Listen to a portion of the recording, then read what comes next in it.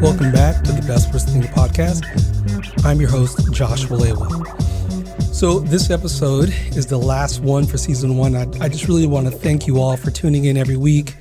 As many episodes that you've been able to get down, those of you who've emailed me through the website, as well as people who've sent me messages via Instagram or text message. I just really appreciate all the love that we're getting. And so I'm really excited about this next episode. I'm actually kind of nervous about it, and you may hear it in my voice, but we're going to push through. And I hope that you all really enjoy this. This one's quite different. It is a solo episode, and this is the one that we're using for the last one for the season. I wondered if listeners were interested in learning more about my story. I mean, I've interviewed so many great people. It's been really exciting, and hearing all their stories of success and their challenges, has just been inspirational about just listening to how they work through so many difficulties. And so, it kind of made me curious about if people wanted to hear my story as well. So I decided to do this episode, and I do hope you like it. My current role, usually we talk about the current roles that people are holding, and my current role is the Director for Career Services at the Brown School at Washington University in St. Louis. Much of my job revolves around providing leadership for an office that supports students as they transition into their internships, into careers, and beyond after they leave our graduate programs in social work, public health, and social policy. So it's a really exciting job. I just started it July 1st. It's an opportunity for me to do this work with my team through coaching people, programming, advising, and so many other different strategies that we use. Essentially, my broader field I'm a part of is something called student affairs. And for those of you out there who are listening, who know me personally, who kind of want to know in a nutshell what this career is about, really we help college students mostly outside of the classroom, sometimes inside of the classroom. But our job is to really support the student experience through leadership opportunities, advising, coaching, counseling, and so much more, crisis management, so many other things, because we know that, when your students go to college, or for those of you who moved away to college, you know that you spend a certain amount of time in the classroom, but most of your time is spent outside of the classroom. And so that's where our focus is. We focus on students where they spend the majority of their time to make sure they have an overall great college experience. And so we do it in so many different ways. And my career path was an interesting one. Initially I started off thinking I was going to be an art teacher. And so I decided to pivot at some point in graduate school and started my career after grad school in 2002 at Brandeis University. It was my first job after finishing my undergrad and graduate work at the University of Iowa.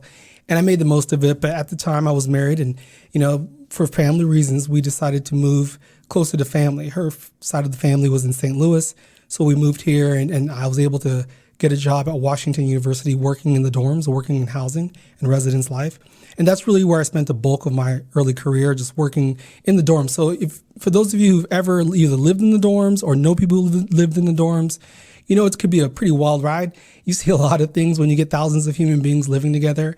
I mean, if you just break down the percentage of different behavior, both positive and negative, that you see in the real world, you just get it kind of as a little bit of a microcosm of what happens in the larger world. So, I dealt with everything from planning programs for students to, advising students on leadership, to dealing with disciplinary issues, to even dealing with things like in my first job, and I dealt with this multiple times, losing students. People pass away at young ages, and it's unfortunate. And so really having to work through helping students as they endure the loss of a friend or family member. And so I've dealt with a wide range of things. But at some point after working at WashU, I transitioned to Coe College, then back to WashU, and then St. Louis University, all in housing. So I did work in the residence life area for about 11 years. And then at some point I pivoted to the nonprofit sector, and I worked doing college access. Now, you have to understand my background as being a first-generation college student meant that I was unaware of college prior to my junior year. And I'll tell a little more about that later. But when I moved to the nonprofit sector, my job was essentially to help students who are first-generation, low-income from the St. Louis region get to college. And so it was a really exciting passion work. I loved doing that work for a little over a year. But at some point I pivoted back to higher education and returned to Washington University in 2015, where I took on a role in the admissions office at the Brown School. So I did that job for almost 5 years before transitioning into my current role. And I've just really been enjoying this next challenge to my life in this next section.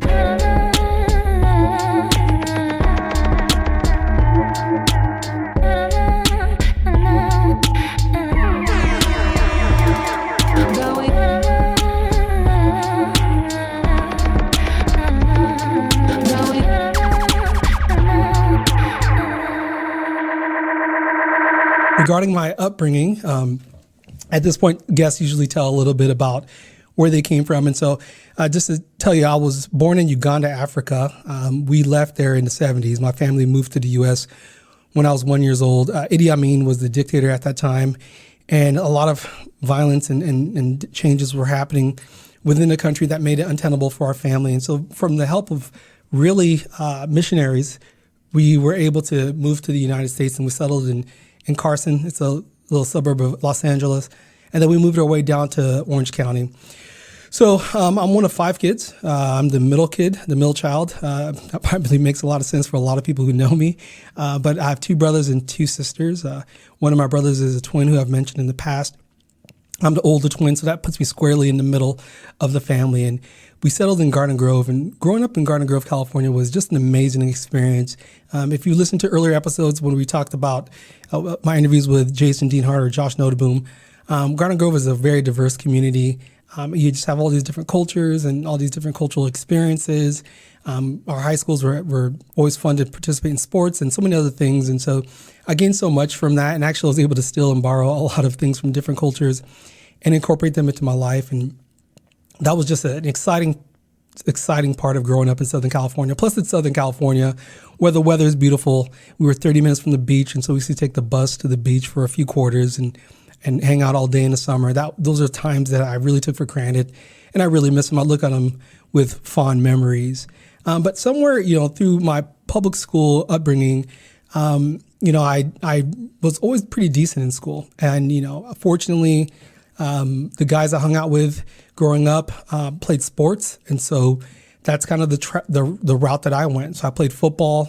I was a wrestler 4 years through high school. And I also, ran track a little bit the first couple of years, at least, of high school.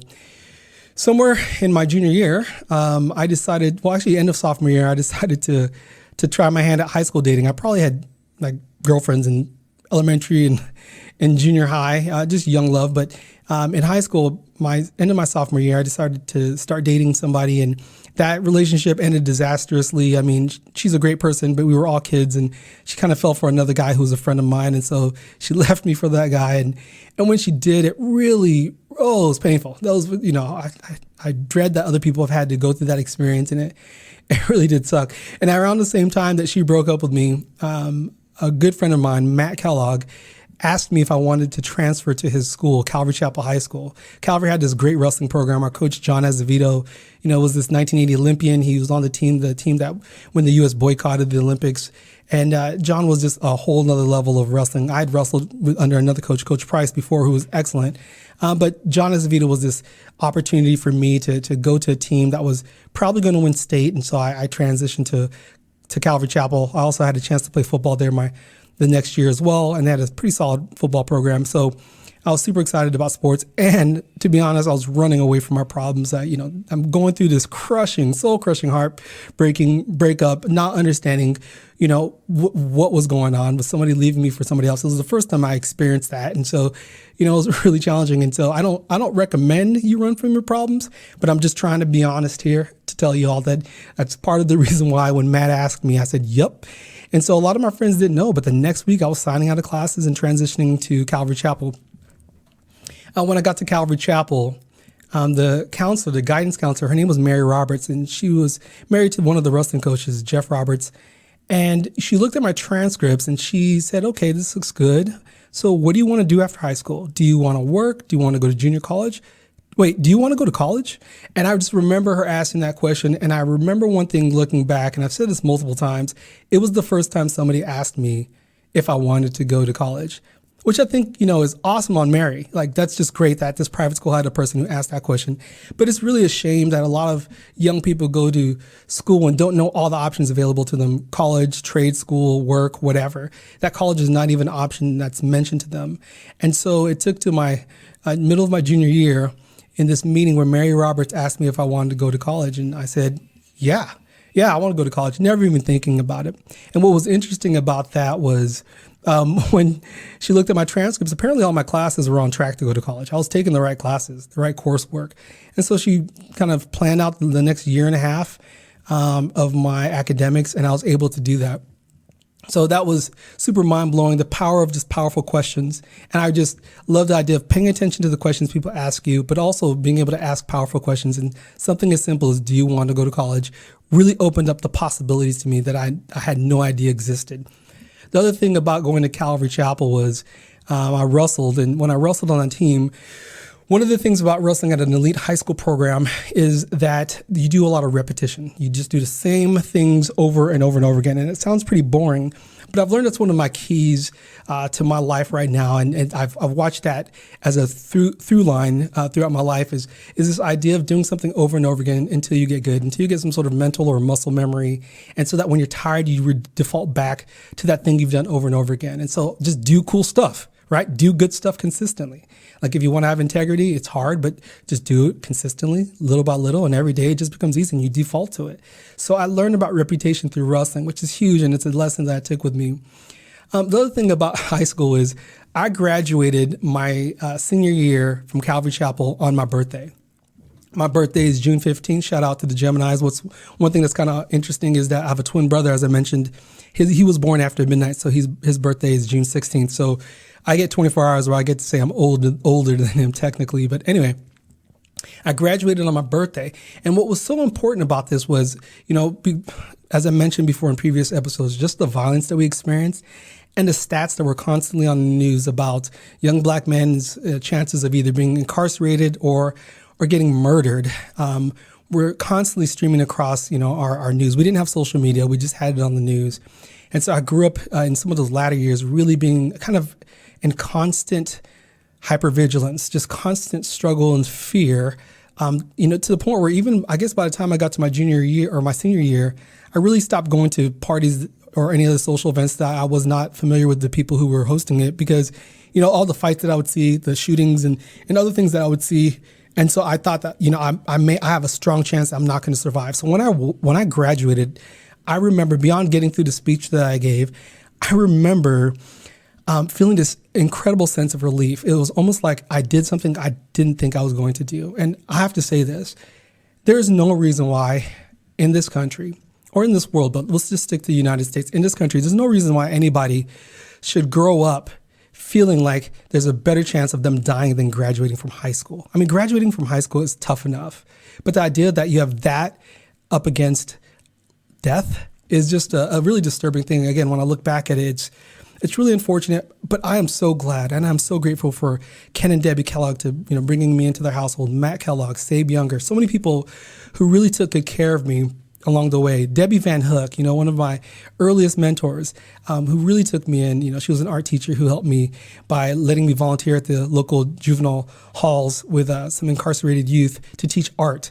which led me into going and studying art in college because I wanted to be like Debbie Van Hook. Well, now her last name is not Van Hook anymore, but yeah, she was just an incredible person. So many people were surrounding me. So being lucky and fortunate to be surrounded by so many good people was really incredible. The other thing I remember, it's this story about just one of my friend's uncles was at a summer league football game, and I've told the story to friends before and people I care about, but I remember we were playing summer league, which is essentially football, and it's like a 7-on-7 or 8-on-8 football game, and there's hitting involved, but there's no tackling.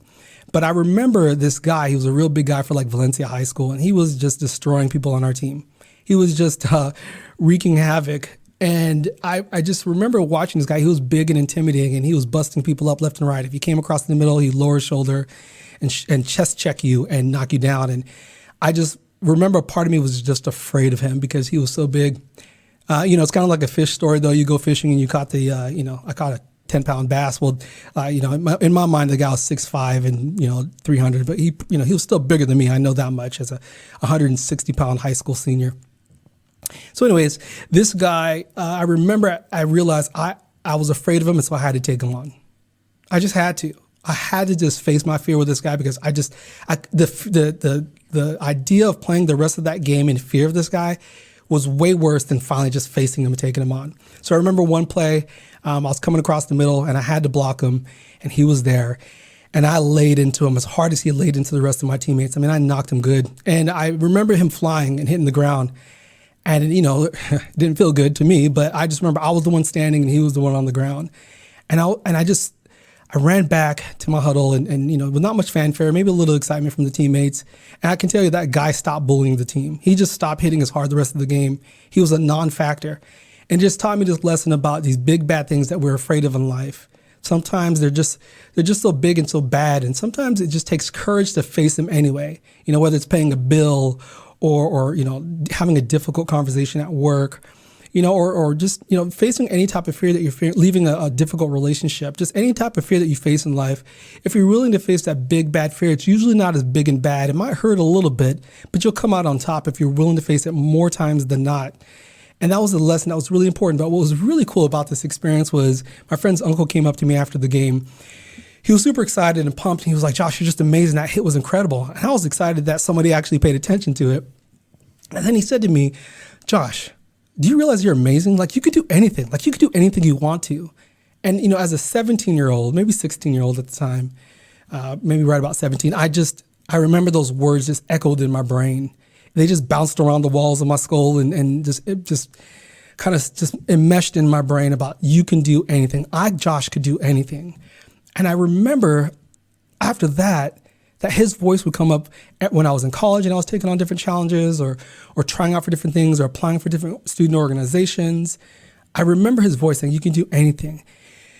Again, the power of words, the willingness to share your feelings about people. Don't just hold them in, y'all. Like, share them with people. You never know the impact that they're going to have. And this person had this amazing impact. I rode that wave all the way through a lot of my life. This idea that I could do anything, including starting this podcast, is just a dream. And now it's something that's a reality. All right. So, I ended up moving on to college, and the short version of that is I went to the University of Iowa, studied art to be like Debbie. And then eventually, I have a lot of Debbies in my life that are awesome, but eventually, I pivoted after I changed to grad school in art education. I did a master's there. And then I went to student development and post-secondary education, which had prepared me to work with college kids. And then I was going to do a PhD at the time. And when I was married, my wife at the time said, you need to start working. We had a child. My son Harold was born in 1999 when I was starting grad school. And so I think she was right. So I started the career instead of being a professional student, and really moved forward. And the one thing I want to say is that sometimes you watch a movie and somebody talks up the movie and it's just not as good as advertised. Graduating from college, similar to graduating from high school, was better than advertised. When I walked across the stage, there was no more of a sublime experience as walking across the stage as an undergrad and receiving my undergraduate degree. Now I'm getting my PhD. I'm going to defend my dissertation here this semester and be Dr. Josh Walewa. You can still call me Josh or Dr. J or whatever you want to call me. I figure I have master's degrees and nobody calls me Master Josh, so I figure you can just call me Josh. Anyway, getting ready to finish this PhD and life is moving forward, and that kind of takes me into my career. I think at this point we'll take a little break before we get into the big question of what my best worst thing was. No sleep, only for the weary. Don't speak, let your dreams escape. Nothing that I can say or do can take away my pain for you. Taming the beast is not so easy now. All right. So for those of you who've listened to this podcast, whether this is your first episode or this is your 12th or 14th or whatever number we're at right now, the best worst thing is the question where we ask our guests typically, what's a personal or professional setback that you endured? What's the story what happened? How did you get through it? Like, what was the things or the steps that you took to get through that particular difficulty or hardship? And then what did you learn on the other end that you want to share with listeners that hopefully maybe they could possibly take something from? And so we'll get into this, and I have to say that this is a hard story to share. It's a hard story to share. I think, there's been so many good things that have happened in my life and some tough things, of course, that happen in all of our lives. And I'm just, of course, sharing this one. It happened in probably from the time span of 2011 to 2013. I'd entered a relationship that we weren't good for each other. It was a toxic relationship for both of us. And so, of course, behaviors on both of our parts were probably not the greatest. definitely not the greatest. But one of the behaviors I picked up on was drinking on a daily basis. I partied in college and a little bit in high school and drank as a professional, but it was never a daily thing. It was usually weekends, Fridays, Saturdays. But in this relationship, we both had a habit of drinking on a daily basis, and that was new to me. And so, I never had even alcohol in my house, really. Rarely had beer or wine or anything else. But at this stage, I drank on a daily basis. And so now you have this convergence of this difficult relationship where I'm acting out of character and dealing with, some behavior that I probably didn't have boundaries to protect myself from. And this daily drinking just to cope and to numb, and it just got bad. And so the relationship ended the relationship lasted a while, but the marriage ended briefly after our wedding. This was my second marriage, and now I'm getting ready to head towards a second divorce. And, I'm thinking all the things that people think when they go through embarrassing public things, right? Just embarrassed about, I'm a 2-time loser. Here I am. I've moved my son in with this person, because he was with me part-time and also with his mother, who's a wonderful person. Shout out to Tiffany. But then, and of course, she's the ideal mother that I couldn't choose a better mother for my son. But here I am exiting the second relationship, and I've picked up on the way out this habit of drinking. So, I start drinking on a regular basis. Depression starts to skyrocket. Work is really hard. I'm working for a supervisor that's a hurt person and very, very demanding and very dominating in his domineering, I guess, in his affect and his approach to his leadership. And my team, I had some toxic members of my team, and quickly I became a toxic member of the team. I started letting my team down, missing work. Sleeping in, being depressed, not wanting to get out of bed. I remember one of the hardest things at this time in my life was waking up every morning and having this experience of thinking, the first thought that went through my mind when I opened my eyes was, I'm still here? Damn. Just a very dark place of just not even wanting to be here.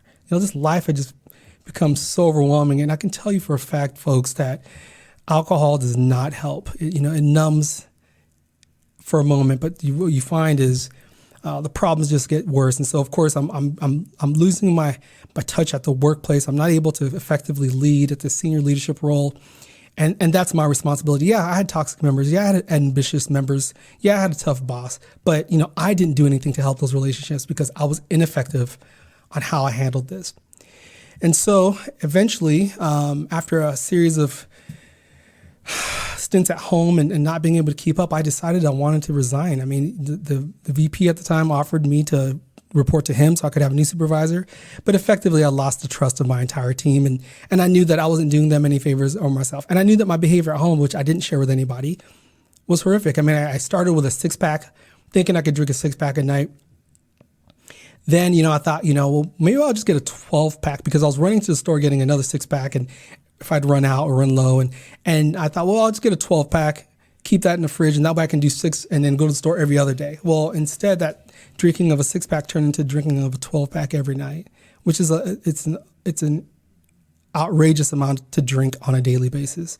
And as you can imagine, that just made the depression worse. And, and I was not dealing with whatever it was, whether it was the divorce or the 2 divorces, whether it was challenges at work, whether it was growing up to a single mother and having all the trauma that was inflicted on our family by a difficult situation there, things that I can't even say on this podcast because they're just so horrific, the things that happen to family members. And whatever I wasn't dealing with was being replaced by alcohol, but the brain has a funny way of working. What you don't deal with, your brain will push to the surface. And I know a lot of you out there know what I'm talking about. It can show up in anxiety. It can show up in depression. It can show up in frustration, anger, broken relationships. It can show up in a lot of different ways. And it showed up in probably all those ways when it came to me. So here I am drinking on a regular basis. If my son was home with me, I would make him dinner, have a beer while he ate his dinner. And then when he'd go to sleep, I continue my drinking. When he was not with me, I would continue to drink. And so it got to the point where I needed to quit the job. So when I quit that job, they gave me a pretty good severance package, so I had a ton of money, and that could float me for a while to get the new job. But of course, that's not where my brain was. My brain was focused on drinking and numbing and sleeping and not being awake. And, when my son wasn't with me those days, I would drink all day. And it just got worse and worse and worse. And one of the things that I have to be honest about here on this podcast is when you are abusing yourself, drinking and doing anything else, you do deplorable things. And I am a flawed human being. And I did things that I would judge other people for, behaviors that I'm not proud of, in this really, really dark place, just nihilistic perspective that nothing else mattered and I didn't want to be here. And I was barely holding on for fatherhood. But I would have these moments where I would think, I don't want to be here. And I remember I would drive my car drunk after maybe a night of drinking out, being unemployed, anything else. And I remember thinking sometimes when I'll be speeding in the highway, totally intoxicated, what would happen if I could just jerk the wheel? Maybe I could just jerk the wheel. And maybe I can get in this horrific accident. There was nobody on the highway with me, or rarely any people. So it would be a single car collision, and maybe I could end it that way. And if I ended it that way, maybe people would think it was just an accident, even if I was drinking. Maybe it was not intentional. It's a very dark place to be. And that still wasn't enough. And so here I am in this dark place. And I remember really being upset and talking to, going out for drinks with a mentor of mine, Jill Stratton, somebody I'm going to get on the podcast for next season. She's a senior leader over at Vanderbilt University in Tennessee. And Jill Stratton has been just a sister and a close friend and mentor. And I remember complaining to her about all the bad things, right? The relationship ending, the job, and all the bad people. In fact, I've spent most of the time talking about the job that I'd left and how it was everybody else's fault. I wasn't taking any personal responsibility at the time. And I remember Jill looking at me and saying, Josh, I want to ask you a question, and you don't need to answer this now, but you need to think about this. Why is this, leaving this job, why is this the best thing that could happen to you at this stage in your life, at this time in your life? Why is this the best thing? And that was an interesting question because, at the time I could think of many more reasons why it was better than to leave it than to stay, and why it was better. And that was a good thing, but that was just a seed that was planted because things would get worse. But it's just amazing. Again, say what's on your mind, folks. You don't know, because Jill Stratton planted the seed, which effectively turned into this podcast, the best worst thing, that reframe. And I utilize that tool still to this day of asking myself when I'm going through a tough situation, why is this the best thing that could happen to me right now? So the final night, my worst thing was I had a night of starting my drinking, and my son was with his mother, and so this is in 2013. This is in April of 2013. I remember having some drinks, and a buddy called me or texted me and said he was going out to a club down not too far from where I live if I wanted to meet up with him. I said, sure. So I went out, met him up at the bar, and we were drinking. It was a pretty big crowd, and I remember just, already being buzzed, showing up there and just having a good time, being publicly, firing on all cylinders, being very charismatic and connecting with people and flirting and all the good stuff you do, but still, just putting on the front, wearing a mask and just being a miserable person inside. But for the moment, I was numb, I was drunk, things were going well. And then he asked me, he said, hey, do you want to go get some cocaine? Have you done coke? And I was like, I've never done it, but I'll go with you. And so, I'd smoked weed. I've smoked weed in my life for sure. I'm from California. I think, a lot of us were smoking it before it was legal. And, I drank, but, I'd never done cocaine. And so I went with him. We went downtown. We picked up some coke. I'm totally intoxicated at this time. We go to his place, and he lines it up, and I try it out. I do one hit, then another, and it felt amazing. And then I smoked some weed with him, and then we decided to go back out. And quite frankly, I don't remember much else after this, just moments. I remember a couple of the stops that we went to. Somehow him and I lost place with each other, me hopping into a cab, and then I remember maybe an altercation with the cab driver, running, a big bang, thinking to myself, oh, wow, I just fell as my head crashed against the concrete, getting up, running again, blacking out, hearing a big bang, and saying the exact same thing. Wow, I just fell. I mean, I was in a very blacked out place. And then I don't remember anything else. I woke up in the hospital. I saw the nurse talking to me. She asked me, I saw my friend Mary Elliott sitting there, a close friend who just one of the many in my tribe who've taken care of me when haven't been able to take care of myself. And I see the nurse, and she's asking me a bunch of questions about what I had, and I was open and honest with her about what I had done, marijuana, alcohol, cocaine. And she said to me, are you serious? And I said, yeah. And then I saw the police officer who had actually driven me home when I was driving drunk one night. They pulled me over, and he drove me home and let me off. And I saw him there, and I said, hey, I remember you. And he looked at me and he said, I can't help you this time, bud. And then I blacked back out. Then I remember the next morning waking up, my face stuck to the pillow from dried blood on my couch. Going to the bathroom, seeing that one of my front teeth was chipped out like a guillotine shape. My face was swollen, the upper right side, almost unrecognizable.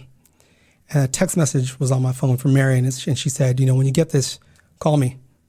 So I called her, and she came right over. And she told me that I had gotten into a fight with a cab driver, possibly some police. I got arrested. They released me to her. And that's when I realized something had to change. Before this happened, nothing was going to change me. I had a son that I loved more than breathing. And not even that. Not even my love for him could change my behavior. I was in a dark place. A very dark place. But this incident made me realize that something had to change, because I knew that my suicidal ideations were going to come one way or another, and I needed to change. I knew I was better than that. I knew something needed to change. So I told Mary I need to stop drinking. I need to quit. And she was so supportive. She really encouraged me, and I went online and I looked at some anonymous programs, and I attended a meeting that same night, the day after, with a swollen face and a chipped tooth, and I was so embarrassed. And I listened to these people tell stories and laugh, and I just thought to myself, how could they be laughing? When I'm in this desperate place, I'm such a loser. I'm in this room, and then I realized, no, I'm not, and they're not either. We're just people who've endured this hard part of life and have handled it ineffectively. And we are desperately looking for a way to fix it, for a way to heal it from the inside out. And so I stayed in that program for over a year. I did counseling. I did what it took, and it was good. Life didn't get better in a linear way. I had 3 steps forward, sometimes 2 steps back, but I knew I was always advancing. Sometimes 3 steps forward, 1 step back. Sometimes just 3 steps forward. But I knew if I just kept moving, if I just kept stepping forward, looking for jobs, getting off of being unemployed, if I tried to heal the relationship with my son as this person who I loved so much, and I wish he never went through seeing me the way that I was, healing relationships and people who I embarrassed myself around for my behaviors, forgiving myself for things I did that were deplorable and things that, again, I would judge other people for. And now I was that guy. Learning to forgive myself. I did all that. I've had to figure out a way to do this. And then Jill Stratton's voice comes in my head and it says, why is this the best thing that could happen to you at this point in your life? And I had to focus on that. And I realized that maybe I had to go back to what worked in the past. The routines, the repetition. Doing the same things over and over again, but doing good things over and over again. Seeing those back into my mind, into my habits, into my behaviors, so that eventually those behaviors would be the default, the good stuff. You are what you repeatedly do. Do cool stuff. Do good stuff. So I did that. I just did little things consistently and over again, and I eventually started feeling better about myself. Started forgiving myself. I started making amends and and connecting with people who I may have hurt in the past. And what I found was that people are amazingly resilient and amazingly forgiving. People know you. They don't expect you to be perfect. They know the core of you, and they know that I'm a good dude. I'm a good man. I'm a good leader, and I'm a great father. So I surrounded myself around good people. I stopped listening to negative things. I started new routines of listening to podcasts and YouTube and people who would just talk about positive things. And I remember when I would listen to these people's interviews, whether it would be Oprah or Maya Angelou or Tony Robbins or athletes or entertainers or educators, I would listen to their stories, and I'd always focus in on when they would talk about challenges. And I thought sometimes I would just forward to that part and listen to it over and over again, because I wanted to know, what was that trick? What was that thing that they did? And it wasn't a trick. It was the same things I'm telling you here, y'all. It's forgiving yourself. It's self-talk. Developing better habits, burning them in, repetition. And then I remember talking to my mentors like Jill and Ricky Hall. Shout out to Ricky Hall, one of the vice presidents at University of Washington in Seattle. I asked him one day on a trip to Seattle, Ricky, what's your secret? You've been through so much in your career, hard things. What's your secret? Just asking and listening to stories of people. And Ricky told me, self-talk. I tell myself a different story, a better story. So thank you, Ricky. So self-talk. I mean, if my brain's going to run, I might as well use it to occupy it with conversations that are more positive about myself than these other conversations that I had previously. Conversations about being worthwhile, about being courageous, about being honest and powerful and kind and loving and calm, about being disciplined, and about taking action. And I say these things to this day. I still say the same mantras every day. Part of my routine also was listening to the same music mix every morning, positive music, and exercising, moving my body. And so, life moved forward. And what I found was, again, life's not linear. I endured other setbacks, right? I mean, I engaged in a relationship that was unhealthy, and some of those behaviors, came back. I quit a nonprofit. Some of those behaviors came back around drinking, and I remembered saying, no, I am equipped. I'm fortified to do something different, and being able to make intentionally different choices, going back to the default. It was incredible.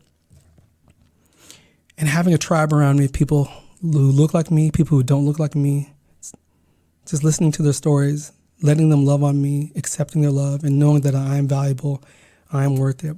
Even Leadership, this great organization called Leadership, where they have an institute around the country where I teach for. And they used to have this video they shared where one of the people said, I am a contribution. That's even another thing I tell myself. I am a contribution. I'm worthwhile, and I give something. And that's what this is all about, just being a contribution. So I'm at the stage in life where, despite maybe a few tears here and there of happiness or sadness or whatever it is, despite that, I'm an incredibly grateful person. I'm grateful every day. I've accepted the fact that it may be what you did, but it's not who you are. These are just actions. Those aren't me. Those things that I did were things that I did, but they're not who I am. I'm a different person because what I do consistently is good stuff. And I'm a good man.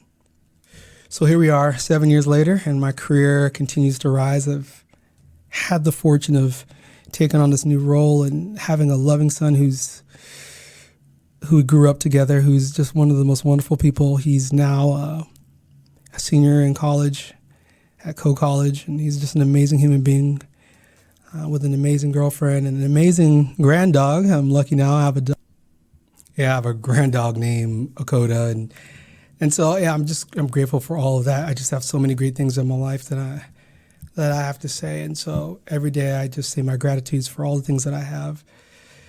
So I would just like to say that all the good things in my life had to come through some rough parts, whether it's on the early side of things or on the later side of things. But the one thing I will say is when you're going through a hard time, just take a second and pause and think to yourself that this is usually a sign that something pretty special could happen on the other end if you just keep going, if you just persist. And so I think that's so important.